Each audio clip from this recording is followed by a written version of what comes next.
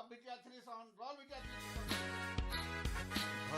का संविधान है हम सभी नागरिकों का अधिकार एक समान है। आदिवासी दलित महिलाओं के लिए, शोषित ग्रामीण बेसहारों के लिए झालसा का योगदान है। आओ करें इंसाफ और अपने हक की बात, कानून की बात, कानून की बात, कानून की बात, कानून की बात। नमस्कार। भारत में आबादी के अनुपात में मुकदमे भी बढ़ते जा रहे हैं। इन बढ़ते मुकदमों के बोझ से अदालतें लगभग दबी सी हो गई हैं। इन मुकदमों के निपटान के लिए अदालतों ने वैकल्पिक व्यवस्था की है। 3-4 तरह की वैकल्पिक व्यवस्था है। उन वैकल्पिक व्यवस्था में एक व्यवस्था है मध्यस्थता, और ये मध्यस्थता सबसे अच्छी व्यवस्था मानी जा रही है, इसलिए कि दोनों पार्टी जीतता है, कोई हारता नहीं है इसमें।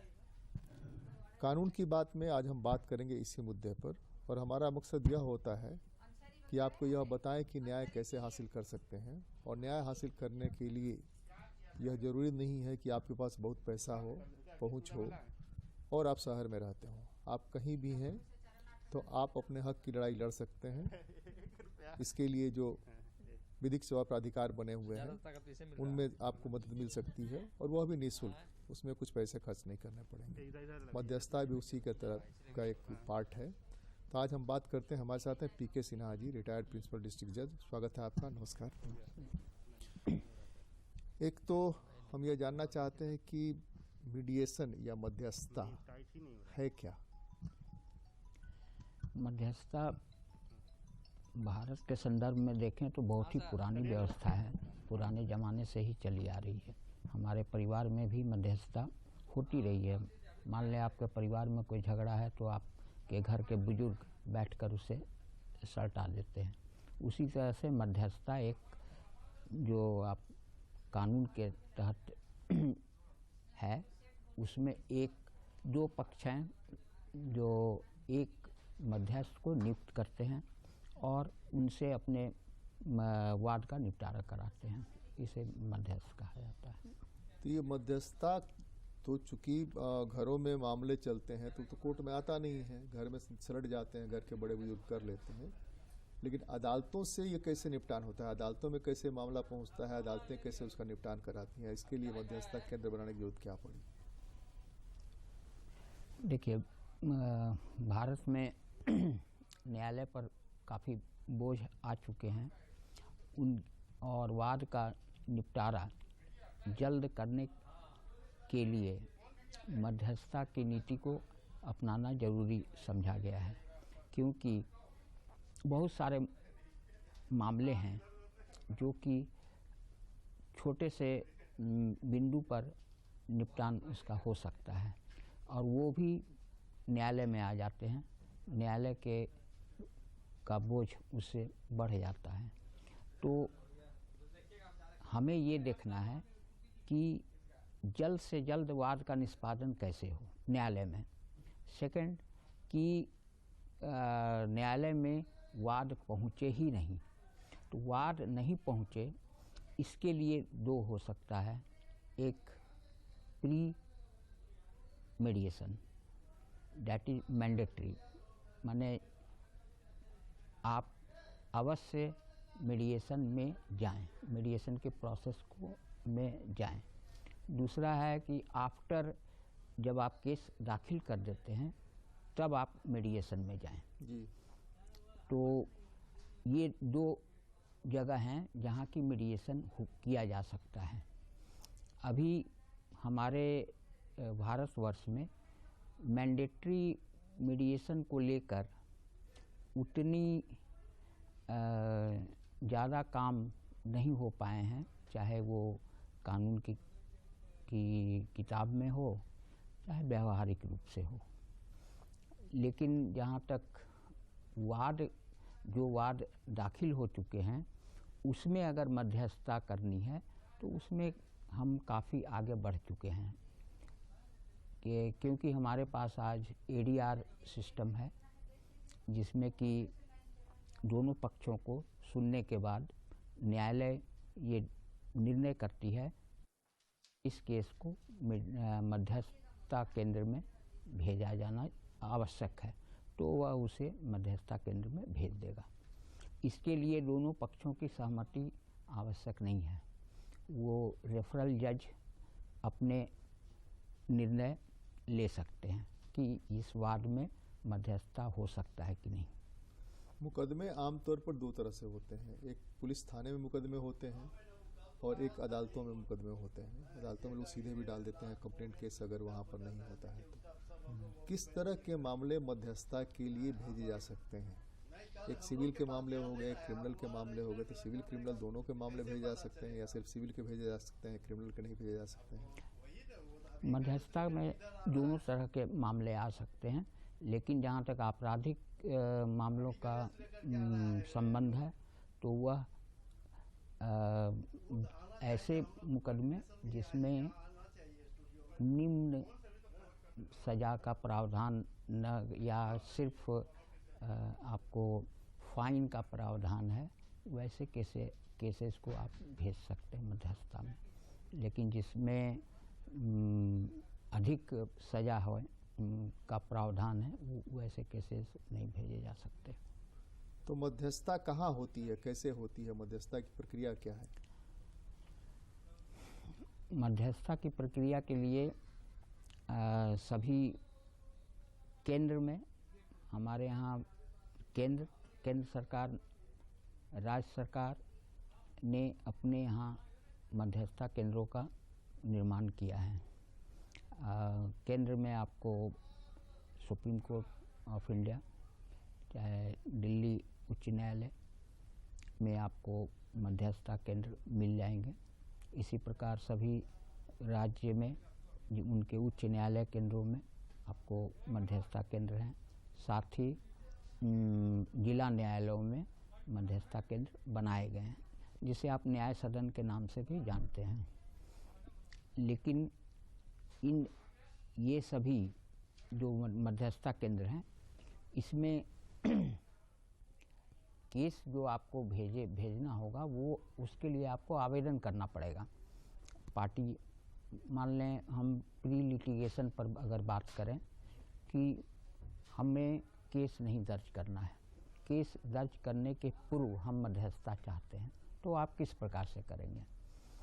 अभी इस पर बहुत काम होने बाकी हैं, लेकिन फिर भी इसके लिए आपको जो हमारे सचिव महोदय होंगे लीगल सर्विसेज अथॉरिटी एक्ट में के अंतर्गत, उनके यहाँ एक आवेदन दें कि ऐसा ऐसा मामला है, इसमें हम सुलह करना चाहते हैं। केस करने के पूर्व वो एक नोटिस देंगे द्वितीय पक्ष को। उसकी अवधि सामान्यतया 10 दिन के भीतर वो नोटिस का जवाब उन्हें प्राप्त हो जाएगा। तो अगर वो नोटिस प्राप्त हो गया और फिर द्वितीय पक्ष आ जाते हैं, तब तो मध्यस्थ केंद्र में आपका निपटारा हो जाएगा। अगर नहीं आते हैं तो फिर 10 दिन बीतने के बाद फिर एक नोटिस दिया जाएगा। अगर फिर भी नहीं आते तो वो नॉन स्टार्टर के रूप में उसे दर्ज कर लिया जाएगा। और अब आप ये जानना चाहेंगे कि इसमें कितने दिन में मध्यस्थता समाप्त हो जाएगी? 2 मध्यस्थता बताया आपने, एक मध्यस्थता बताया कि प्री लिटिगेशन, एक प्री लिटिगेशन और एक है आफ्टर लिटिगेशन। आफ्टर लिटिगेशन वाला बताया था। आफ्टर लिटिगेशन में आप जब वाद आप दायर कर देते हैं, तो दोनों पक्ष के जब सभी कागजात या अपने जवाब जो है न्यायालय के पास आ जाएगा, तो न्यायालय उन्हें देखकर समझकर ये निर्णय लेती है कि इसमें मध्यस्थता का कहीं पर बिंदु है कि नहीं, जहाँ पर ये लोग अपने सुलह कर सकते हों। अगर जज को ये ऐसा लगता है कि हाँ यह केस मध्यस्थता में जानी चाहिए, तो उसे वो रेफ़र करेगा कोर्ट जो है रेफ़र करेगा मध्यस्थता केंद्र में, और वहाँ डालसा सचिव एक मीडिएटर्स को नियुक्त करेंगे जिनके पास ये केस पुटअप होगा, और उसके आधार पर दोनों पक्ष वहाँ उपस्थित होंगे और मध्यस्थता का जो प्रक्रिया है उसको अपनाते हुए इसमें जो पक्षकार हैं दोनों में से कोई एक पक्ष भी मांग कर सकता है अदालत में क्या कि हमको मध्यस्थता में भेजा जाए मामले को हमारे, और कर सकता है, किया जा सकता है। और जैसा मैंने बताया कि इसके लिए कोई ज़रूरी नहीं है, लेकिन कर सकते हैं आप, और ये पूरी तरह जज के ऊपर है कि वो क्या चाहते हैं। गुण दोष के आधार पर उनको निर्णय करना है कि क्या करना है नहीं करना है।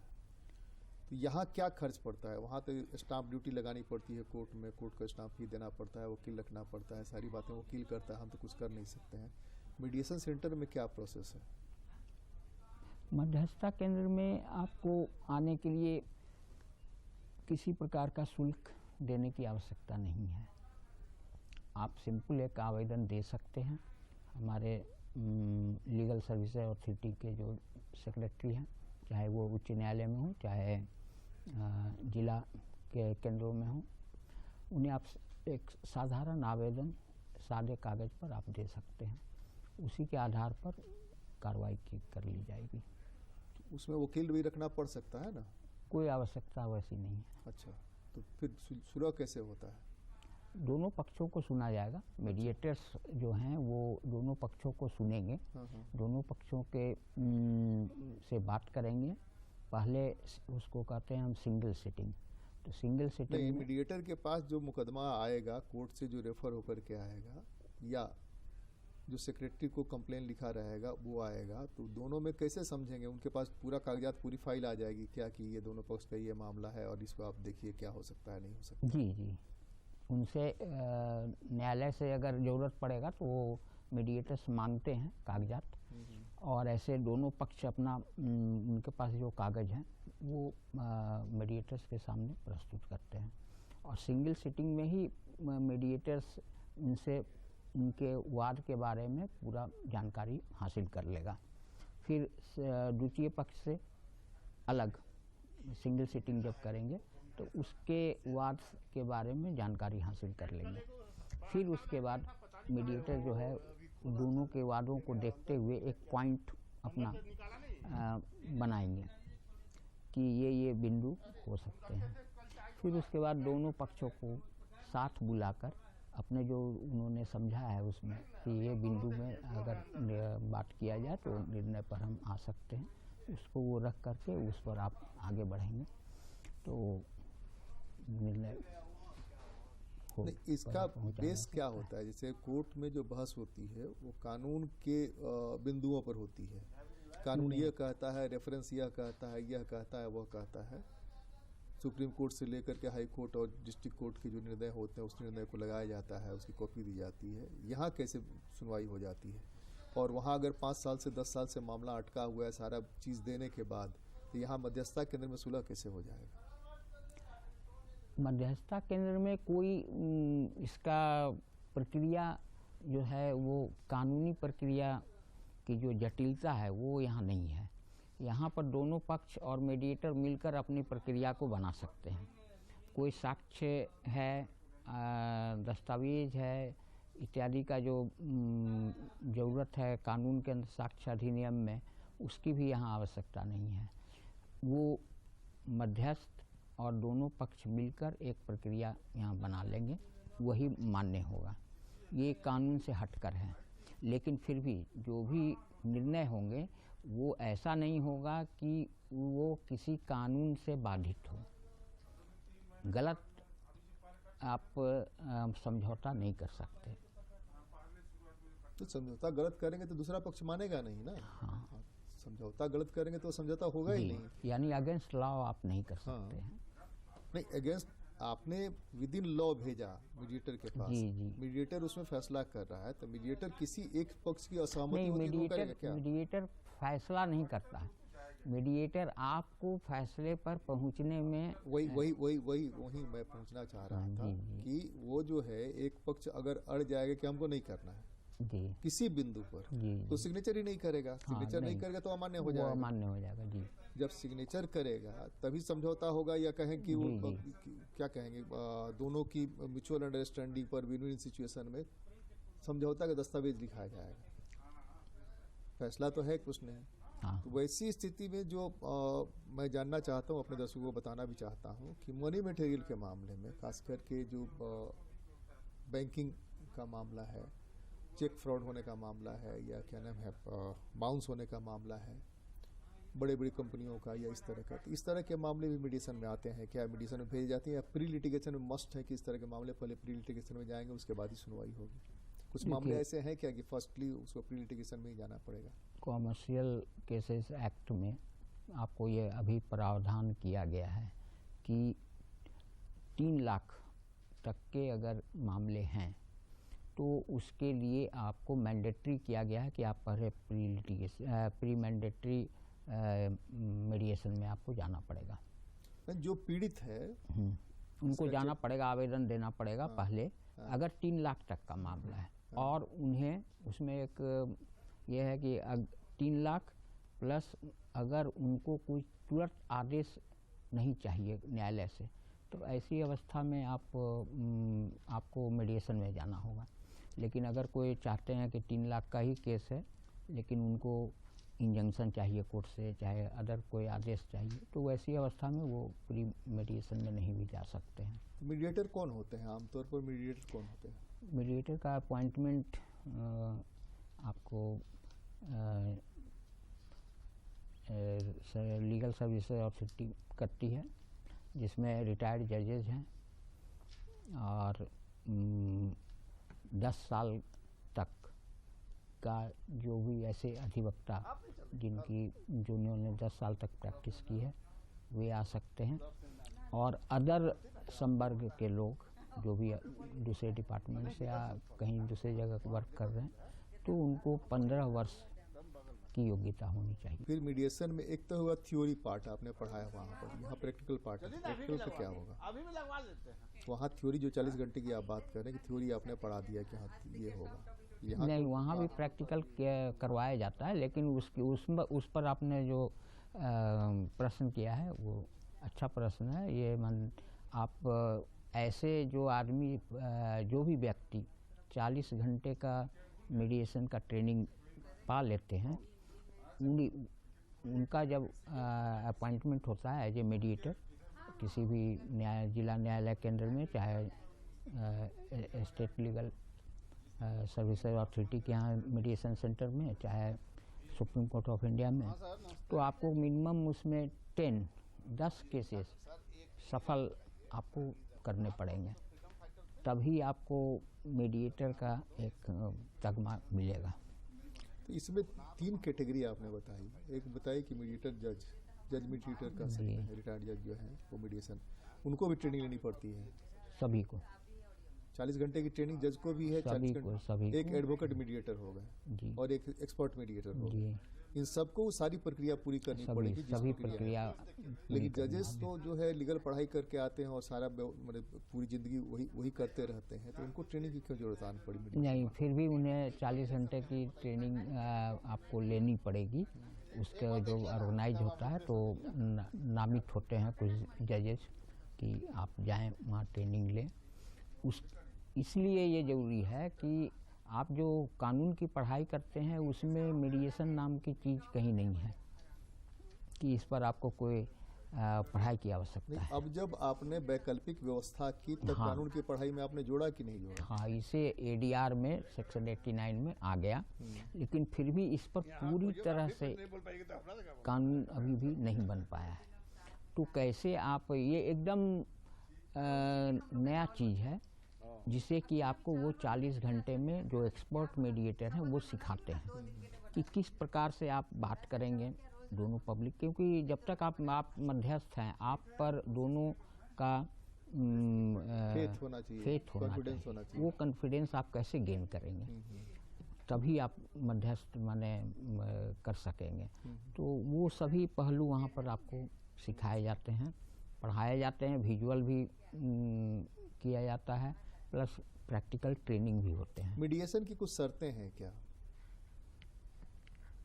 Do and don'ts? नहीं, मीडिएशन की शर्तें तो वैसे कुछ नहीं है। तो जो मीडिएशन में आएगा, हम अपने दर्शकों को क्लियर करना चाहते हैं अब तक की बातचीत को कंक्लूड करते हुए, जो मीडिएशन में आएगा उसको किस प्रक्रिया में जाना पड़ेगा। एक आपने बताया कि प्री लिटिगेशन के लिए सेक्रेटरी को, जो भी सेक्रेटरी हो, स्टेट लीगल सर्विस अथॉरिटी के हो या नेशनल लीगल सर्विस अथॉरिटी के हो या डिस्ट्रिक्ट लीगल सर्विस अथॉरिटी को या सब डिवीजन में हो, उनको आपको एक एप्लीकेशन आवेदन देना होगा। एक तो पहली प्रक्रिया ये है। उस आवेदन में कंप्लेनेंट जो है उनकी शिकायत पर दूसरे पक्षकार को बुलाया जाए, दूसरे पक्ष को बुलाया जाएगा, वो पक्ष आएगा, उस पक्ष के आने के बाद दोनों को बैठा करके बातचीत की जाएगी, केस को समझा जाएगा। उसके बाद सिंगल सीटिंग, डबल सीटिंग, फिर वो क्या ना ये प्रक्रिया आती रहेगी। और ये कितने दिनों में ये फैसला, आमतौर फैसला नहीं, समझौता का है, मीडिएशन की प्रक्रिया पूरी करनी है? मीडिएशन की प्रक्रिया जनरली आमतौर पर 90 डेज दिए जाते हैं समय। आप मीडिएटर 90 डेज में करके अपना रिपोर्ट सबमिट कर देगा। अगर अनसक्सेसफुल रहा, यानी मध्यस्थता सफल नहीं रहा, असफल रहा, तो मध्यस्थ अपने रिपोर्ट में कुछ भी दर्ज नहीं करेगा, क्योंकि उसके पास जितनी भी बातें हुई वो सभी कॉन्फिडेंशियल है, आप उसे दर्ज नहीं कर सकते। तो इसलिए एक लाइन ही लिखेगा कि मीडिएशन इज अनसक्सेसफुल और रिपोर्ट को सबमिट कर देगा संबंधित न्यायालय को। अगर मध्यस्थता सफल रही तो मध्यस्थ उन सभी बिंदु पर को दर्ज करेगा जिस पर इन लोगों ने अपने समझौता को सब समझौता की शर्तों को माना है, उन शर्तों को वो दर्ज करके रिपोर्ट सबमिट कर देगा।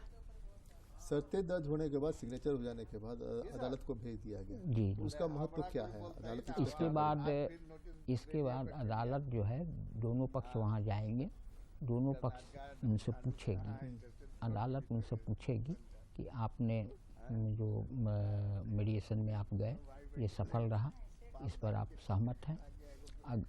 उनको यस नो करने का यहाँ एक चांस है, चाहे तो वो नहीं भी कह सकते हैं, और वैसी स्थिति में न्यायालय इस पर मुहर नहीं लगाएगी। लेकिन अगर दोनों कोई कहते हैं कि नहीं हमें मंजूर है, ये समझौता कंडेम्ड है, तो न्यायालय उसी के आधार पर अपना निर्णय पारित कर लेगी। अब एक अंतिम सवाल, कोर्ट की वैकल्पिक व्यवस्था के लिए मीडिएशन सेंटर की व्यवस्था की गई, आर्बिट्रेशन की व्यवस्था की गई, अस्थायी लोक अदालत की व्यवस्था की गई, लोक अदालतों की व्यवस्था की गई।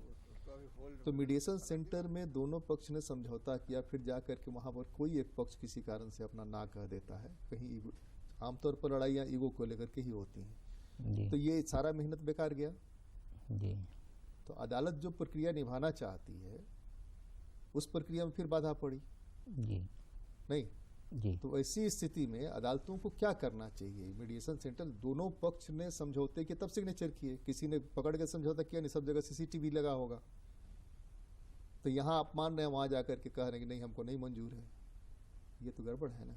फिर फैसले में भी आप कहेंगे यहाँ हमको नहीं मंजूर है तो हम हाई कोर्ट जाएंगे, हम सुप्रीम कोर्ट जाएंगे, तो ये प्रक्रिया चलती रहेगी लंबी? नहीं है, वैसी बात नहीं है। ये बहुत कम केस ऐसे होते हैं जिसमें कि न्यायालय में जाकर पलट जाएं। अधिकतर मामले सुलह हो ही जाते हैं, और जो भी सुलह हुए वो रिपोर्ट वहाँ जो सबमिट होता है उस पर न्यायालय उचित आदेश पारित कर देती है। अदालत ने जो एक वैकल्पिक प्रक्रिया बनाई है, वैकल्पिक अदालत कह सकते हैं उसको, जिसमें कि मध्यस्थता है, उसमें आपको एक पैसे खर्च नहीं करना है, और कोर्ट में जहां आपकी बात वकील साहब करते हैं, दूसरे पक्ष के भी वकील साहब करते हैं, वो वकील साहब नहीं, आप अपनी बात सीधे रख सकते हैं बगैर स्टाम्प ड्यूटी के, बगैर कोई खर्चा किए, और वहां आपस में बैठ करके न कोई जीता न हारा में शर्तें तय होंगी और समझौते हो जाएंगे। इस समझौते का अनुपालन दोनों को करना है। आमतौर पर लड़ाइयाँ जो होती हैं ईगो की होती हैं, इस ईगो में दोनों के पैसे खर्च होते हैं, लेकिन हमको खुशी इस बात की होती है कि उसका पैसा खर्च हो रहा है ना, हम तो उसको बर्बाद कर रहे हैं ना, लेकिन हम भी बर्बाद हो रहे, चिंता नहीं होती है। मीडिएशन एक सेंटर बना है जहाँ की आप वैकल्पिक न्याय व्यवस्था पा सकते हैं, न्याय पा 3 सकते बजे हैं, स्पॉट है ना समझौता पा शिवाजी? सकते हैं, न्याय आपका है 3 बजे और चलेगा, इसके लिए आपको उसको कोई खाली खर्च नहीं करना है। कानून की बात में आज तो बस इतना ही। अगली बार मिलते हैं, किसी और मुद्दे पर चर्चा करते हैं। बहुत बहुत धन्यवाद, नमस्कार, जो है।